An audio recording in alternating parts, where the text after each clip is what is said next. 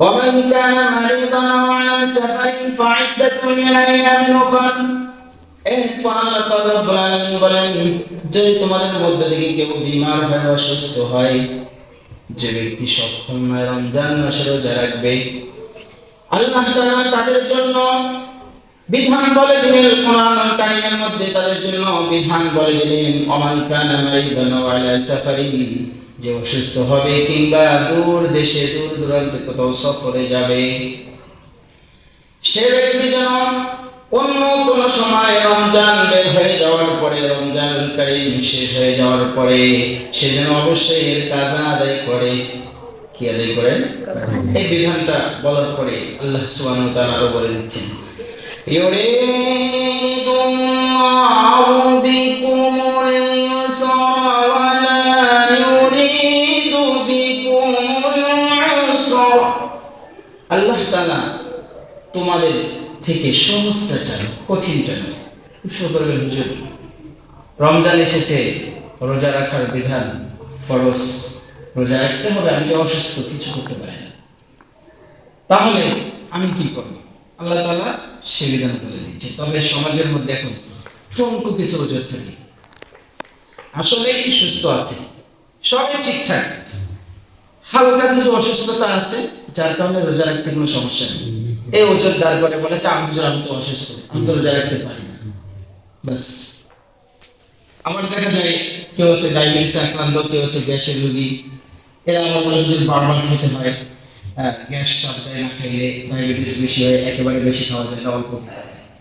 কিন্তু বর্তমান যে বিজ্ঞানের চরম উন্নতির সময়ে বিজ্ঞান গবেষণা করে আবিষ্কার করে জানিয়ে দিয়েছে, মেডিকেল সায়েন্স আমাদেরকে জানিয়ে দিয়েছে, আসলে রোজা রাখতে হলে কেউ যদি তার যদি ডায়াবেটিস বা গ্যাস থাকে, এটা আসলে রোজার জন্য ক্ষতিকর নয়। কোন রোগ মানুষের রোজা রাখার প্রতিবন্ধকতা নয়, বরং রোজা রাখলে মানুষের শরীরটা এমন হয়ে যায়, এটা সমস্ত রোগ বালা মুসিবতের জন্য শরীরটা কি হয়ে যায় জানেন? যে সমস্ত রোগের প্রতিষেধক বডির ভেতরেই তৈরি হয়ে যায়। সুবহানাল্লাহ বলবেন না? এই জন্য তোমার ডায়াবেটিসের কথা বলে, গ্যাসের কথা বলে, ঠুনকো অসুস্থতার কথা বলে রোজা ছেড়ে দিবে, তো ওষুধ কিনতে কিনতে তোমার জন্ম শেষ হয়ে যাবে, তোমার এই রোগ জীবনে শেষ হবে না। কথা বলেন ঠিক কিনা? মেডিকেল সায়েন্স প্রমাণ করে দিয়েছে তোমার ডায়াবেটিসের জন্য রোজা আরোগ্য স্বরূপ, রোজা তোমার শরীরে আরাম নিয়ে আসবে। বলেন সুবহানাল্লাহ। আর গ্যাসের জন্য রোজা তোমার শরীরের জন্য খুবই ভালো, উপকারী। বলেন না সুবহানাল্লাহ। সম্মানিত হাজির, এর চেয়ে ডিজিটাল কিছু ওজন আছে যেটা আমি প্রত্যেক রমজানে বা রমজানের আগে বলে থাকি। মেয়েটা এসএসসি পরীক্ষা দিবে, ছেলেটা ইন্টার পরীক্ষা দিবে। এখন যদি রোজা রাখে তাহলে তাদের শরীরের মধ্যে শক্তি কমে যাবে, পরীক্ষায় রেজাল্ট ভালো হবে। আচ্ছা বলেন, পরীক্ষায় রেজাল্ট ভালো হওয়ার জন্য রোজা ছেড়ে দিলে কি আহামরি ভালো করে রেজাল্ট করবে? না। আরে ভাই, রব যদি চায় আপনার ছেলে অল্প পড়ার পর এই ক্লাস আসবে, গোল্ডেন ক্লাস আসবে, আল্লাহ যদি চান তোমার ছেলের জন্য ভালো কিছু করে দেবেন, আরে গোল্ডেন ক্লাস ছাড়াও এমন কর্মসংস্থান করে দেবে, তোমার সন্তানের জন্য হাজার হাজার মানুষ কর্ম করে খাবে। কথা বলেন ঠিক কিনা? কিন্তু পরীক্ষার ওজন দিয়ে যে সন্তানকে আল্লাহর হুকুম থেকে দূরে রাখো, তাহলে তোমার পরিণাম ভালো হবে না। দুনিয়াতে ভালো কিছু আশা করার কোনো অবকাশ নাই।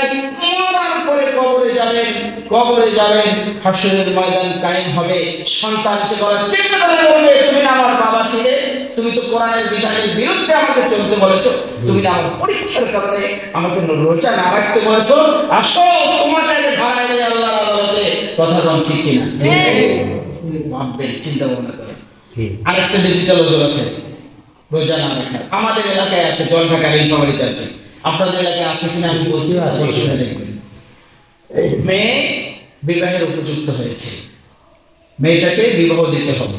এখন এই মুহূর্তে রমজান মাস চলে আসছে, দেখাশোনা চলছে। তোমার রোজা রাখা যাবে না, তুমি রোজা রাখিও না। রোজা রাখলে তোমার চেহারা দেখে শুকায় যাবে, হ্যাঁ, তোমার চেহারা সৌন্দর্য কমে যাবে, সুতরাং রোজা রাখার দরকার নাই।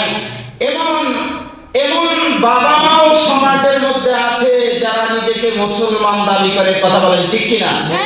আমাদের হারারের এলাকায় আছে তো, বাবা মুসলিম, ইসলামের মৌলিক 5টি বিধান, মা মুসলিম ইসলামের মৌলিক 5টি বিধানের মধ্যে অন্যতম একটি হচ্ছে রোজা।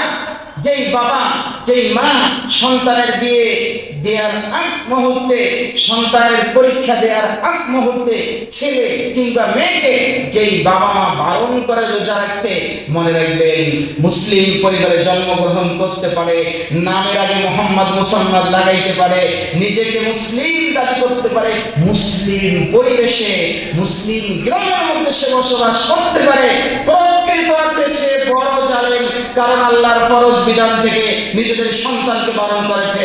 কথা বলেন ঠিক কিনা?